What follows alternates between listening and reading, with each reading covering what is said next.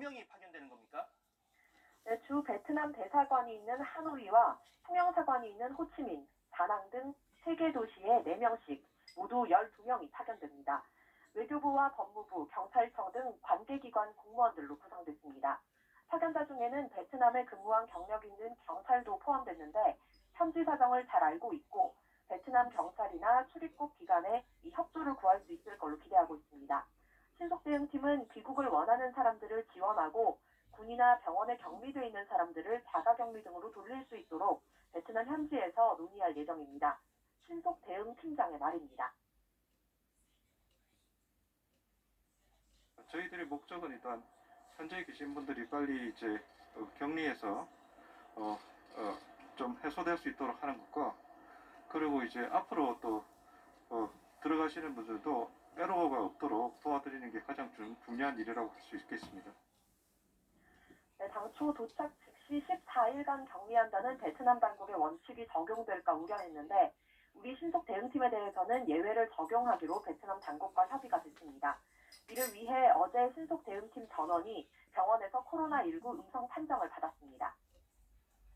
네, 이런 가운데 강경화 외교부 장관도 오늘 신속대응팀 출발 현장에 나갔다고 하는데 어떤 말이 오갔습니까?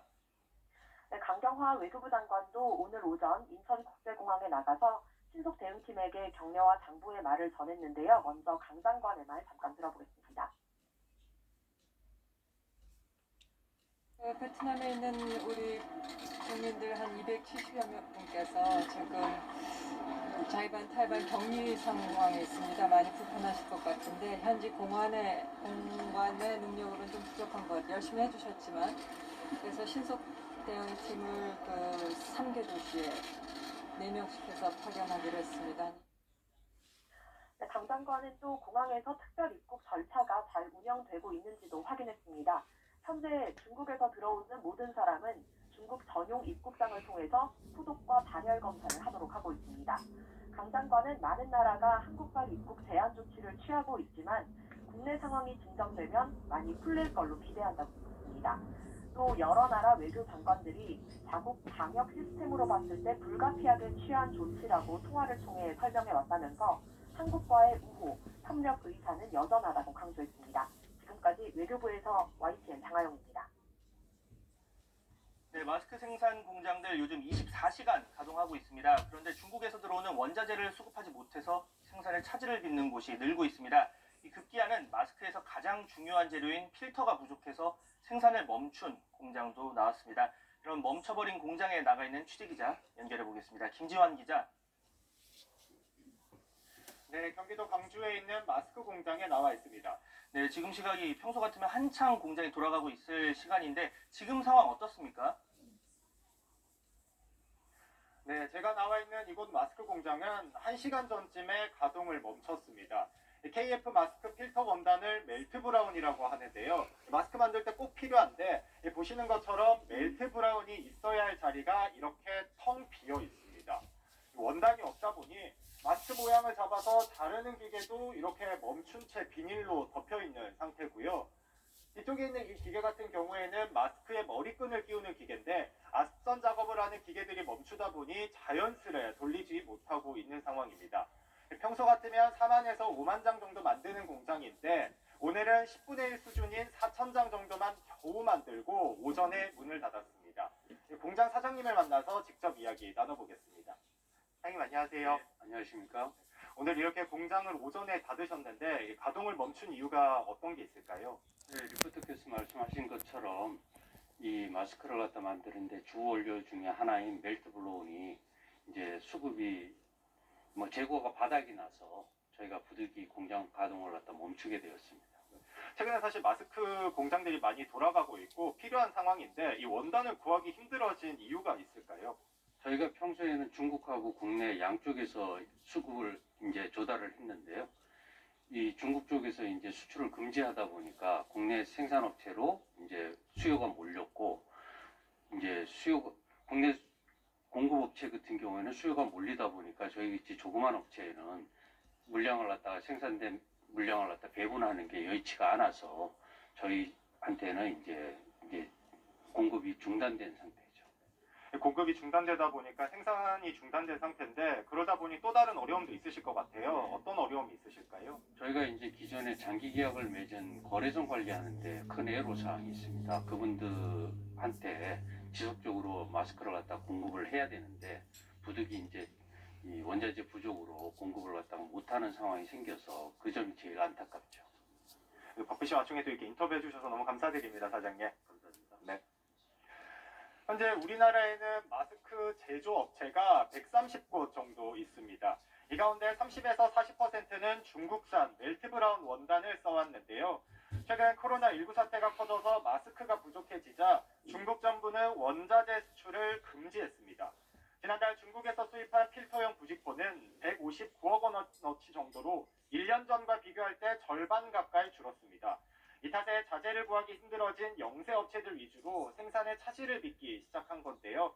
정부는 마스크 공적 판매 비율을 50%에서 80%까지 끌어올린다는 계획이지만 마스크 공장들의 원자재 수급 문제를 먼저 해결해야 한다는 목소리가 나옵니다. 지금까지 마스크 공장에서 YTN 김지환입니다.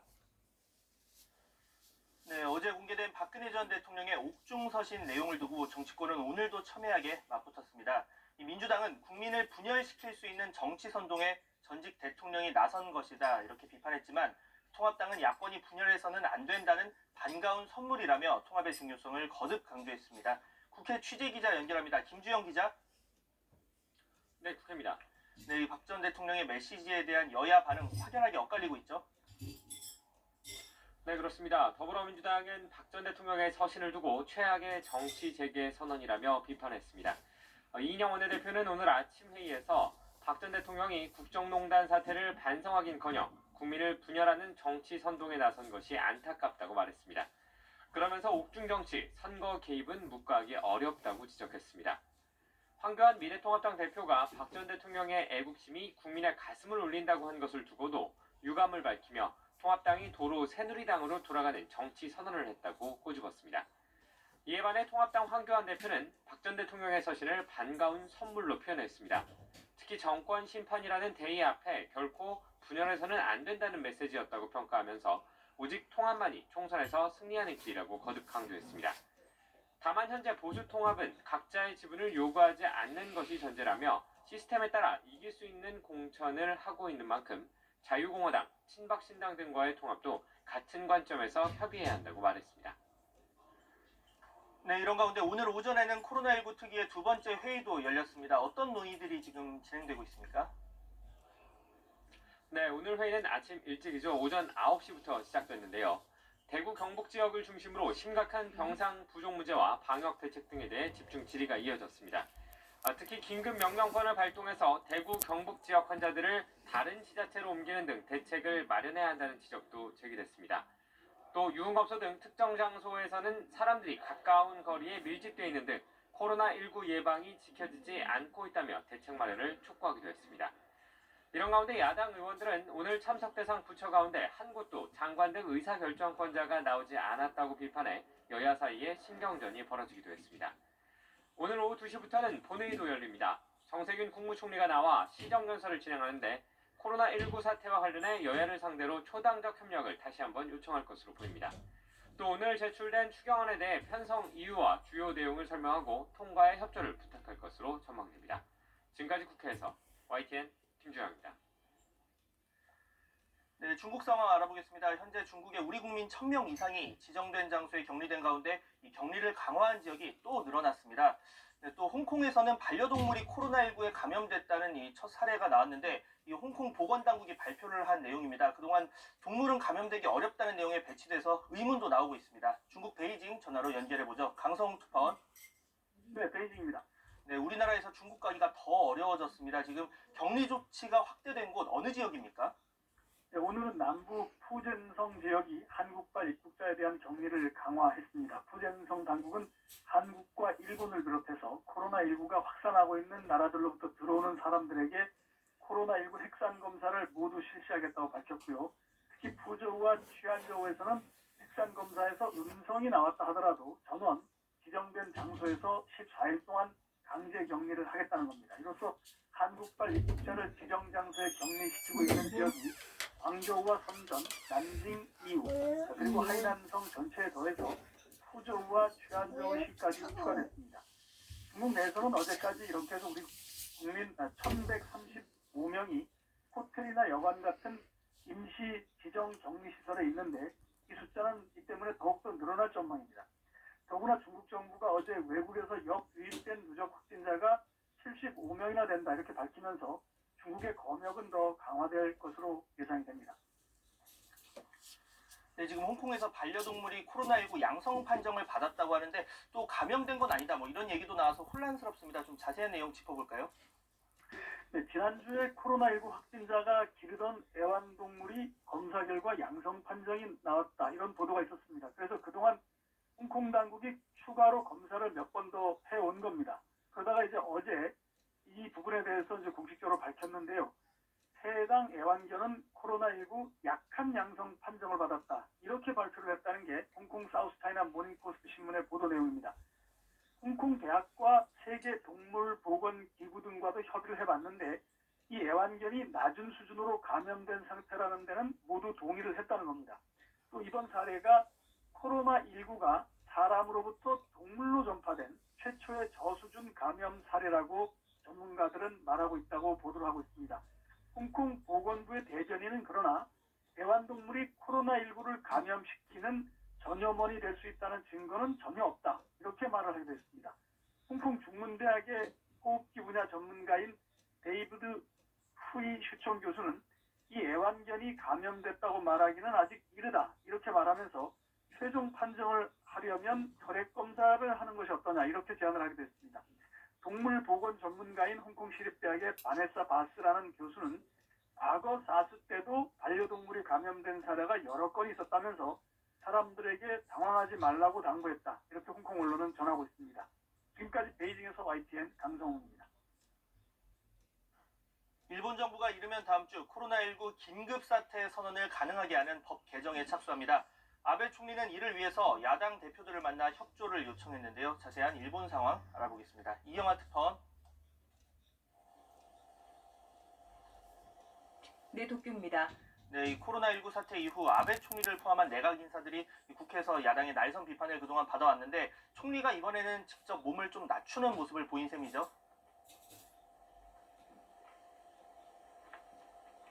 네, 그렇습니다. 아베 총리가 야당 대표를 한 명 한 명 직접 만나서 정부 방침에 협조를 요청한 것은 지난 2016년 쿠마모토 대지진 당시 이후 처음입니다.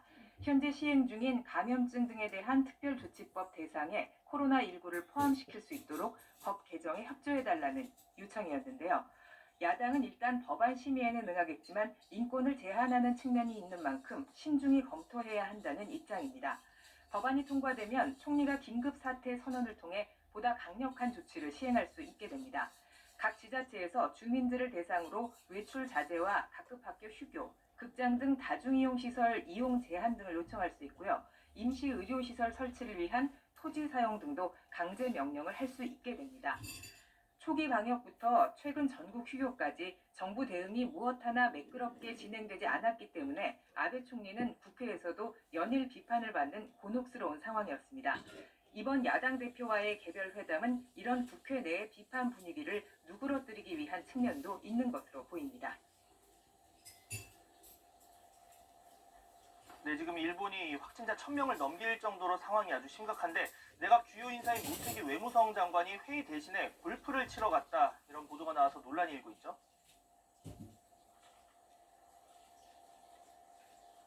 네, 그렇습니다. 잡지 슈칸 분신의 보도로 이런 사실이 알려졌습니다. 모테기 외무상이 골프를 치러 간 날은 아베 총리가 전국 휴교 방침에 대해서 대국민 기자회견을 열었던 지난달 29일입니다. 모테기 외무상은 이날 오전에 친구 3명과 함께 골프장에 와서 오후 3시를 넘어 코스를 마치고 돌아갔다. 이렇게 이 잡지는 전하고 있습니다. 당일 오후 4시에는 아베 총리 기자회견을 앞두고 스가 관방장관, 가토 후생성 장관 등이 참석하는 회의가 예정돼 있었는데요. 이 자리에는 모테기 외무상이 아닌 외무성 사무차관이 참석했다고 합니다. 코로나19 확산 상황 속에 회의를 대신해 가야 할 만큼 중요한 골프 모임이었는지 기자들의 질문에 모테기 장관은 아직 답변을 내놓지 않고 있는 상황입니다. 네, 지금 다이아몬드 프린세스호를 포함해서 이 장기간 격리 생활을 거친 사람들의 정신적 고통이 매우 컸다. 이런 의료단체의 기자회견도 있었다고요? 네, 일본 정신과 병원 협회가 어제 저녁 기자회견을 통해 이런 사실을 공개했습니다. 크루즈선과 정부 전세기 등에 탔던 사람들을 지원해온 현장 의료팀의 활동 보고서를 공개한 건데요. 협회 측은 파견 의료팀이 지난 한 달간 진행한 상담 385건 중에서 약 24% 정도의 사람이 심각한 정신적 고통을 호소했다고 밝혔습니다. 상담 사례에 따르면 일부 탑승자들은 배에서 뛰어내리고 싶다는 등 기약 없는 격리 생활로 인한 고충을 호소했습니다. 이뿐 아니라 불안과 불면 등으로 상담을 받은 사람도 26%에 달했습니다. 장기간 격리 생활을 거쳐 일상으로 돌아온 사람들에 대해 앞으로도 지속적인 상담과 지원이 필요해 보입니다. 지금까지 도쿄에서 YTN 이경아입니다.